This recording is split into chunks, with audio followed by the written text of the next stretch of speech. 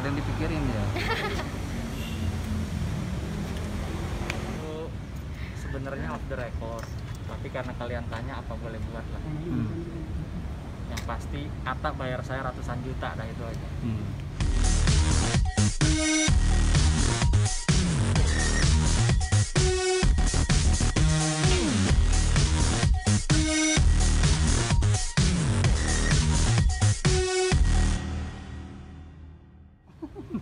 Oke. Rolling, yuk bang, dibuka bang. Ada apa hari ini?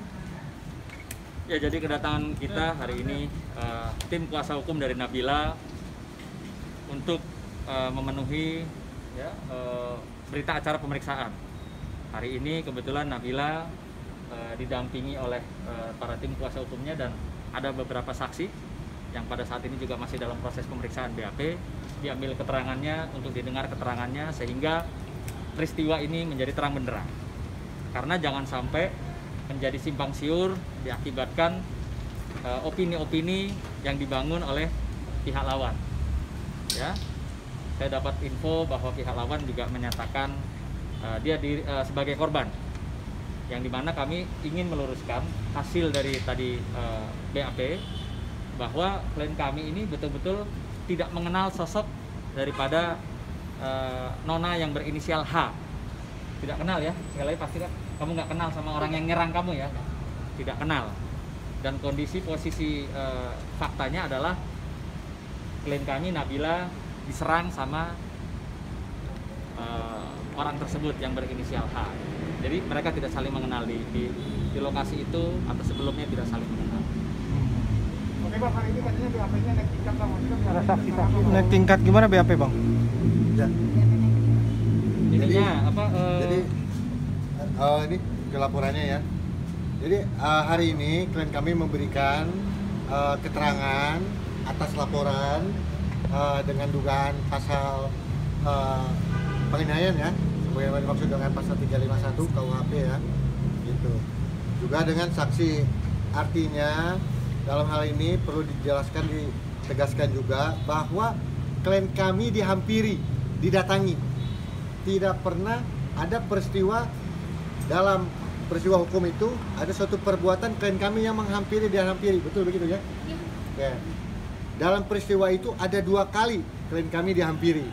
Yang pertama adalah ketika di arena game tinju, dan yang kedua ketika akan pulang di Vale, gitu. Nah lebih kurangnya mungkin nanti teman-teman yang lain silakan. Jadi gini, tadi kurang lebih 17 pertanyaan ya dari penyidik, kurang lebih 17 pertanyaan. Pertanyaan itu yang pertama seputar apakah dia kenal sama si H ini atau tidak. Yang kedua itu pada saat di hall, artinya si H ini bolak-balik berapa kali ke sofanya klien kita, sedangkan klien kita itu tidak tahu siapa si H itu, karena pengenalan mereka lewat media itu 2 tahun lalu di follow, itu diminta supaya klien kita memfollow dia. Setahun kemudian unfollow karena tidak begitu dekat secara personal, di unfollow sama klien kami. Nah, pada saat kejadian ya, jadi sebenarnya kejadian itu klien kita datang ke salah satu restoran di Brotherhood itu jam 10 malam hari Sabtu. Kejadian itu dini hari, jadi hari Minggu jam 12.30 kurang lebih ya, itu di hari Minggu dini hari. Yang ketiga, pada saat klien kita datang itu sama teman-temannya, jadi temannya udah duluan ada di lokasi di Brotherhood. Selanjutnya klien kita datang sendiri dan bergabung, dan si H ini bukan orang yang diundang, dia tidak termasuk dalam ada kurang lebih hampir 8 orang sampai 10 orang teman-temannya klien kita yang berada di situ untuk reunian. Nah pada saat kejadian itu ya, jadi dia menghampiri klien kita di sofa bolak-balik 2 kali, dan yang terakhir itu adalah klien kita dalam kondisi ya waktu itu mereka lagi berdiri, dia juga ada green tea di tangannya. Mungkin kondisi saat itu dia bilang siram itu tidak ada karena banyak orang di sekitar situ. Setelah itu klien kita turun ke Vale. Pada saat di Vale diikutin sama si A ini, ditanya, tadi lu siram gua ya? Tapi klien kita bilang tidak pernah ada penyiraman. Disitulah terjadi penyerangan. Rambut klien kita dijambak ya.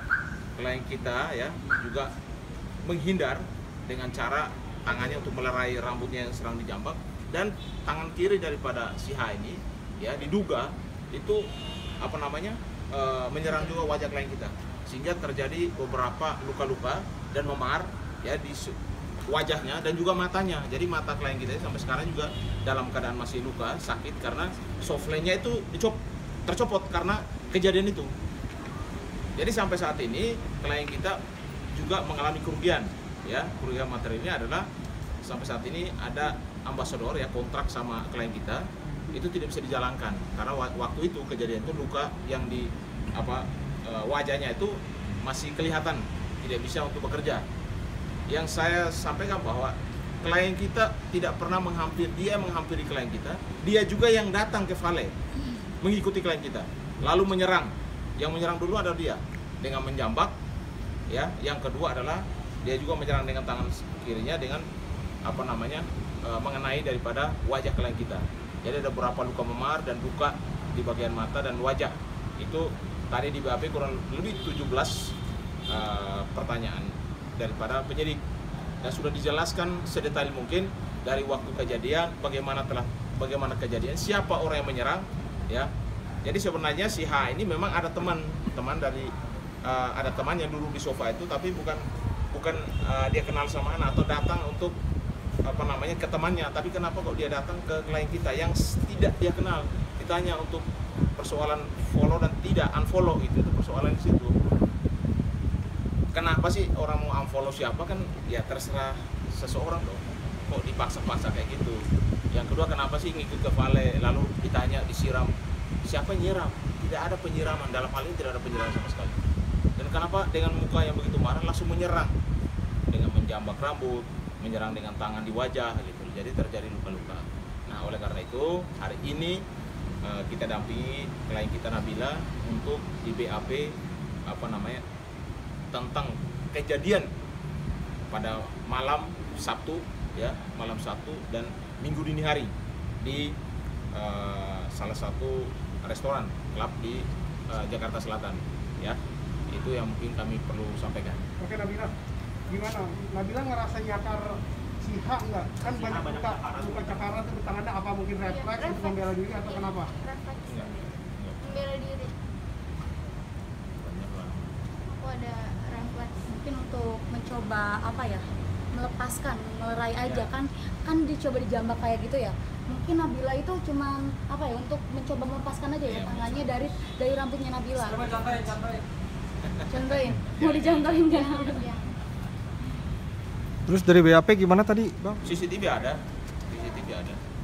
Jadi sebenarnya ini proses kan masih dalam tahap proses penyelidikan ya, karena setelah BAP, setelah juga saksi-saksi diperiksa, polisi juga pasti akan juga olah TKP dan lain sebagainya untuk supaya terang benderang daripada perkara yang terjadi di salah satu restoran di Jakarta Selatan.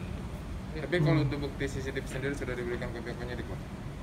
Itu urusan polisi yang artinya gini, kalau mengenai CCTV itu kan kewenangan dari pihak kepolisian. Tapi paling tidak keberadaan dari CCTV itu kan pasti ada beberapa titik. Nah, itu akan menguatkan gitu, seperti yang disampaikan oleh klien kami ya, Nabila, bahwa tidak pernah ada peristiwa penyiraman itu.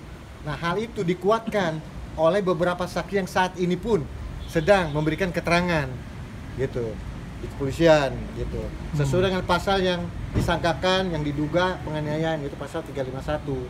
Jadi artinya ada dua yang menguatkan terhadap yang disangkal oleh klien kami tidak pernah ada penyiraman itu. Pertama adalah CCTV, nah, itu kewenangan daripada penyidik.